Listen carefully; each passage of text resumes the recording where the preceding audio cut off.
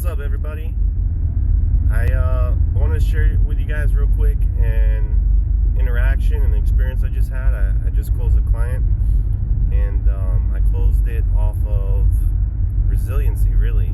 I had something that I thought was going to formulate into, a nice little opportunity. Turns out completely went south from there, but I kept my focus and I still ended up making a sale. So basically, let me explain to you guys. I had an orphan, and for those of you that don't know what an orphan is, it's an existing client that's had a policy with us, but the agent that wrote the policy is no longer with us.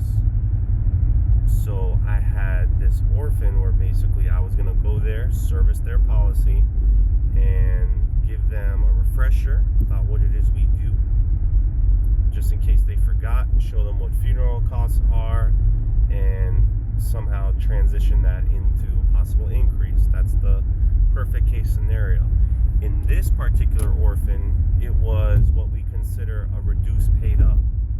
And that's even better for me, at least the way I see it, because that's a policy that the policy canceled in essence, okay? The client stopped paying us, but he still shows as being a client because he's had the policy for a few years, and after he had the policy for a few years, he stopped paying on it. Well, there was cash value in the policy. The cash value was used to extend the policy as long as it potentially could, but once the cash value becomes less than what the coverage amount is, and there's no future payments, then it becomes what's called reduced paid up, which in this case, he no longer has to pay, but when he does pass away, his family still gets money from us. Yeah, guys, that's right. He still gets a certain coverage amount that gets paid upon his death. Now, it's not a whole lot. In this case, it was only, $55. The original plan type that he had, he was paying $77 for final expense. He was told it was $20,000. It was actually $11,000, which again is another reason why I like to go out and service these orphan clients, because a lot of the times these agents that are no longer with us, they're no longer with us for a reason. They don't even know what they're talking about, and they end up lying to the customer just to make a sale. It's pretty wrong, but hey, that's the reality we're in. And of course, he wasn't happy to hear about the fact that the coverage amount was only $11,000. He knew that, the policy was essentially canceled out. He didn't know that we would still pay $50-something, but that's besides the point.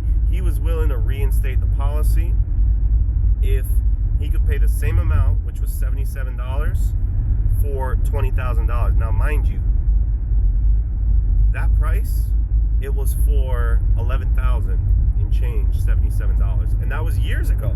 It was 5 or 6 years ago. So this man's older now, right? We can't reinstate the policy. We can write him a new policy, and it's kind of in essence the same thing, right? He has another coverage with us, but he's older, number one, and in his case, he's actually on a blood thinner. So that drove up the price even more. So of course, there's absolutely no way I can get him anywhere close to a $20,000 policy for $77. I quoted him a $15,000 policy because that's the highest we can go with modified. Even that was $250, guys. $250. Now, I still try to go in and go explain to him that something's better than nothing. I gave him that whole spiel. He just wanted to be creamy. I said, hey, why don't we just go with a $3,000 plan? That's enough to cover the cremation. Basically, what ended up happening, he said, no, if I don't have $15,000 or $20,000 for the 77, I don't want it. He was being stubborn, but I can kind of understand where he was coming from. He was paying a certain amount. He claims that he didn't know that the policy stopped paying, but let's face it, guys, we all know that was a lie, right? But at the end of the day, I couldn't do what he wanted me to do because it was just unrealistic. I told him, I was like, hey, I can't wave a magic wand and have you turn 7 years younger when you first took out the policy. It is what it is. You either still want to have this policy for peace of mind, or you want to roll the dice and have your family take care of all the funeral arrangements themselves. That's the option he chose. He started saying, I'm sorry to waste your time, but honestly, can't do anything. And in the past, when I have a reduced paid up, I like those because it's kind of like a lapsed customer. And just like this guy, right? He was willing to reactivate the policy to pay more into it. But what really didn't help this case is, number one, and really the only factor, is that his health changed.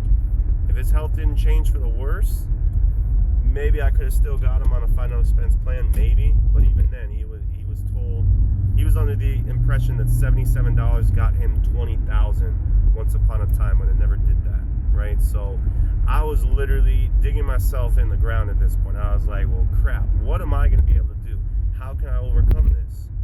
He said, I'm so sorry to be wasting your time. I go, you know what, sir, not a problem. I was glad I was at least able to educate you on funeral costs. Now, before I head out of here, I have just one last question to ask you. And if you could help me with this, is greatly appreciated. Who else comes to mind that you know of that I can talk to that needs something like this? It could be a friend, a family member, a neighbor, anybody. Who comes to mind? And of course, his reaction is, oh, no one. I can't think of anybody. Now, guys, this is where agents stop. They say, oh, well, okay. Well, here's my card. Give me a call if you do think of anyone.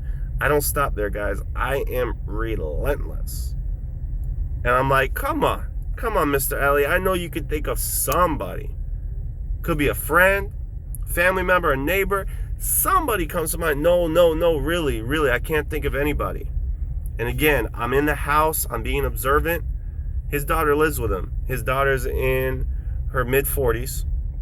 I say, what about your daughter? He goes, oh, well, you can ask her. I'm like, well, I know I could ask her, but I'm saying, is it okay that you refer me to her? He's like, yeah, sure. I was like, see, you know somebody. And I start using my personality, and we start laughing about it. I'm like, do you know if your daughter has any life insurance? He's like, no, she just moved here from Canada. I don't think she has any. Here, why don't you ask her?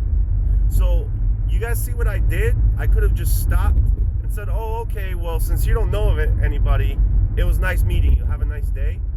But I kept digging deeper beneath the surface until finally I said something that triggered him, even though it was right in front of him. And he goes, oh, yeah, my daughter. Okay, yeah, you could talk to her. Guys, remember, we're talking with old folks.